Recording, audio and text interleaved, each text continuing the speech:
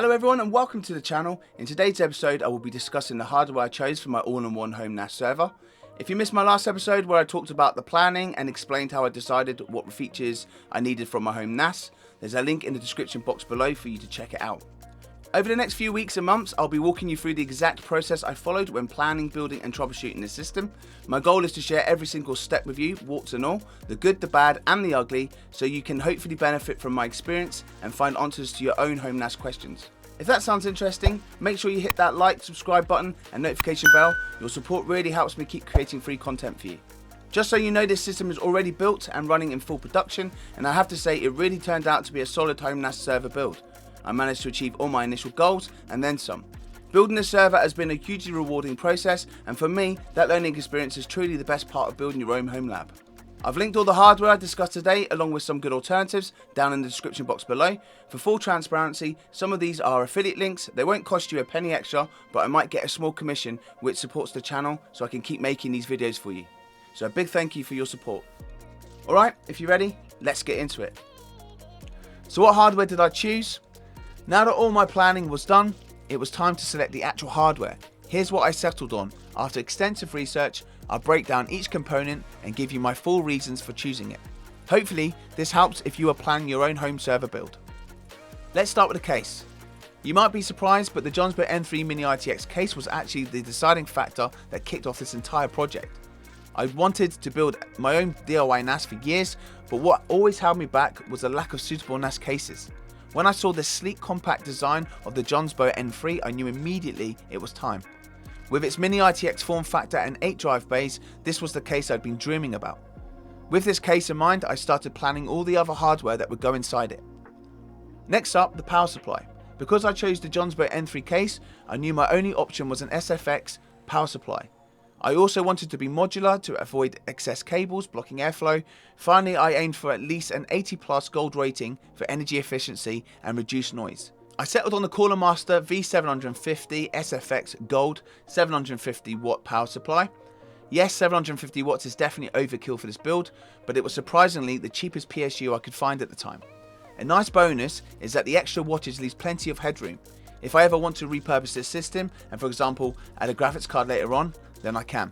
I also realised I needed an additional PSU to Molex cable to power the Johnsbow 8-bay SATA backplane, as it requires 2, and Cooler Master only supplies 1, which doesn't stretch to power both ports. I easily found this extra cable on eBay and it worked great. Next up, I needed to choose a CPU. Should I go with Intel or AMD? Since I planned on Plex transcoding and wasn't installing a dedicated graphics card, that pretty much answered the question for me. I definitely wanted to leverage Intel's QuickSync as it significantly speeds up Plex transcodes compared to software-only solutions, and it's far more energy efficient, so an Intel CPU was the plan from the start. Next, I considered core and thread count. My planning indicated I needed at least 2 to 3 virtual machines initially. I also factored in future proofing to ensure ample resources for testing new technologies and spinning up more VMs and containers. With all that in mind, I chose the Intel Core i5-13500 2.5 GHz 14 core 20 thread CPU, which comes with 6 performance cores and 8 efficiency cores. Another key factor was its lower base TDP of 64 watts, making it more energy efficient than other CPUs in a similar price range. Some argue that TDP isn't a huge deal, but for an always-on server, I believe a lower base TDP is better. A word of caution on Intel hybrid architecture. Intel's 12th generation CPUs and newer introduce a hybrid architecture with a mixture of high-performance P cores and energy-efficient E cores. While designed for optimized power, consumption and overall performance, this architecture can introduce extra considerations when running hypervisors like Proxmox VE. Proxmox VE does support Intel's hybrid layout with better compatibility on modern Linux kernels. Version 6.1 and newer generally work better. However, Proxmox VE doesn't inherently differentiate between P cores and E cores for automated scheduling or workload isolation. This means that by default, background tasks might not intelligently route E cores, nor will resource-intensive VMs or pass-through devices automatically get prioritized to P cores. In some real-world scenarios, particularly with VFIO pass-through, like passing through a HBA card for SATA drives, users, myself included, have reported system instabilities, including frequent crashes and kernel panics. These issues can stem from multi-core scheduling challenges, potential CPU affinity conflicts, or general pass-through related problems. A common and effective solution for these instabilities, especially with VFIO pass-through situation, is CPU pinning. This involves manually assigning specific CPU cores to the Proxmox operating system or individual VMs. For example, dedicating P cores to the Proxmox host can resolve issues where the host and the VMs might otherwise contend for the same CPU resources, leading to scheduler race conditions. Therefore, if you want to potentially avoid these complexities when building a new Proxmox VA server, you might want to consider an Intel CPU from the 11th gen or earlier, which don't have the hybrid P-core E-core design. Just so you know, I'll be covering the specific issues I had with the hybrid processor and how I resolved them through CPU pinning in detail in future episodes. So if that interests you, make sure you subscribe and hit that notification bell. Next up, I needed a CPU cooler that was both silent and had a low profile. The Noctua NH-L9x65 did not disappoint. Its lower profile, being close to the CPU, left plenty of room for airflow, and the fan is completely silent, a definite win-win.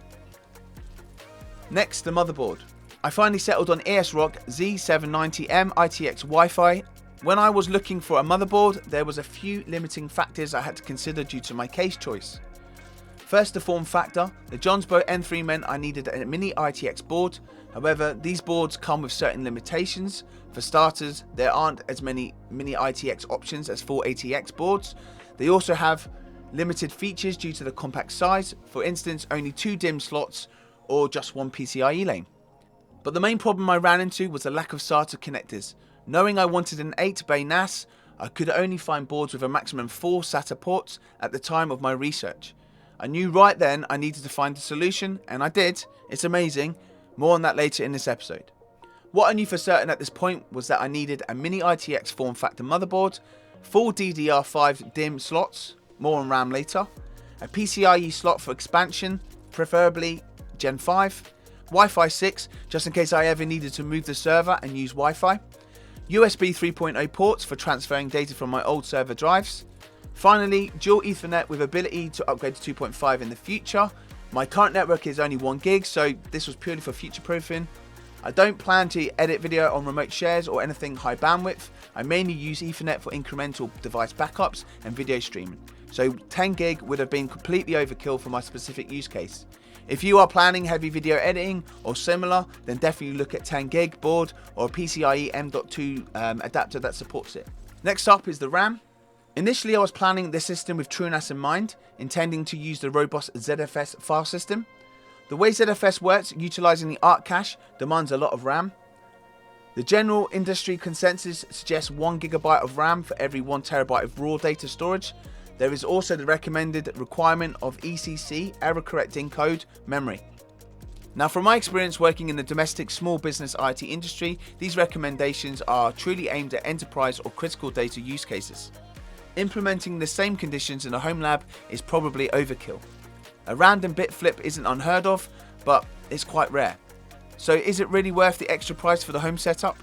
There are thousands of home lab admins out there right now using standard non-ECC RAM, often with far less RAM than recommended for ZFS. I've personally seen setups in production using as little as 16 GB of RAM on a 32 TB or even 64 TB ZFS data server. Working flawless, albeit somewhat slower than a more robust system. So if you have the budget and you want the extra peace of mind, then absolutely go for ECC. I'd also like to add that DDR5 RAM does come with some benefits over its predecessors, as DDR5 features on-die ECC. This can correct single-bit errors within individual memory chips during read and write operations. However, while complementary, on-die ECC cannot replace traditional ECC memory that works in coordination with the CPU, so please bear that in mind. As I continued down the ZFS rabbit hole for my setup, I soon realized I needed to buy at least 4 hard drives up front to create my first 4-drive VDEV. This was completely unrealistic and in conflict with my overall server goals of growing my storage pool as needed. So I decided that even though ZFS and its features are superior, at this time it wasn't an option for me and my budget. Ultimately, I settled on the cheapest RAM I could find that met my needs, which was the Corsair Vengeance 64GB. 2x32GB DDR5 5200 CL40. This gave me a maximum of 64GB system RAM, which fits perfect with my system goals. Next, I was to look at the primary OS system storage. My plan is to use this system as a bare metal hypervisor, so I wanted the base operating system installed on fast NVMe storage. I'll also be using this NVMe storage to pass through to virtual disks for my VMs, so I needed a large capacity. I opted for the Samsung 990 EVO Plus 2TB M.2 NVMe. I initially considered putting this in a mirrored RAID, but I decided against it to keep the system cost down. You might want to look into mirroring your base operating system if your budget allows. Now, before we talk about NAS data storage, we need to address that crucial lack of SATA ports on the motherboard. The solution I found was to use a host bus adapter HBA PCIe card. I chose the LSI SAS 9300 16i 12GB per second SAS controller. Mine came with IT mode enabled, though the firmware and the BIOS versions were quite old. More on that later. This model supports up to 16 SATA connections, which is major overkill for my system, but I had a few reasons for picking this card. The first reason is that it uses two separate SAS 9300 8i controllers. This is great because if I ever want to run TrueNAS and on RAID on the same server in future, I can pass through each controller to separate VMs. The second reason was its expandability. Having additional SATA connections gives me the option to add cache drives or SATA drives to my server down the line. My final reason for going with the 9300 over, say, the 9305 was the price and availability. If you're looking for a HBA card, you might consider the 9305, as it has a single 16i controller and runs much cooler than the 9300. More on the heat issues later on. However, it's significantly more expensive and harder to find. You also need to make sure that if you buy one of these cards, you either ask the seller to pre-flash IT mode and the latest firmware onto it. I have left affiliate links in the description box below to HBA cards that should come pre-flashed with IT mode and the latest firmware, but there's never a guarantee, so always reach out to the seller beforehand to confirm. I only recommend using LSI HBA cards as they work exceptionally well in NAS systems. A word of caution here for stability, you will need to use VFIO pass-through, which I'll cover in depth in a later episode, so stay tuned for that.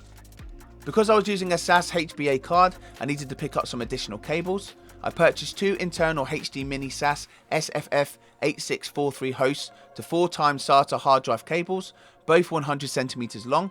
This gave me plenty of room for connecting the HBA to the Johnsbow N3 backplate. Each port of the HBA card can connect up to 4 SATA drives, so you'll only need to use 2 of these cables for 8 drives. Affiliate links are in the description box below. Now, before we move on, HBA cards are typically used in data center environments with very high airflow. Running the 9300 in a compact case with limited airflow meant the HBA card was getting very hot. I knew about this before I bought the card and already had a plan to resolve it. What further compounds the heat problem is that these cards come with no native way to add a fan cooler. Some users online have used cable ties to attach a fan directly to the heatsink on the card. Personally, that method never sat well with me, as the heat from the cards can get so intense that it could potentially melt attached fans or cable ties, leading to bigger problems down the line. I managed to resolve this issue quite easily by attaching a fan directly to the inside of the Johnsbow N3 case, leaving a nice inch gap between the card and the fan. I'll cover this in a later video where I demonstrate the full installation build tutorial for this system, so be sure to subscribe to the channel so you don't miss that. With the lack of SATA ports now resolved, it's time to move on to data storage.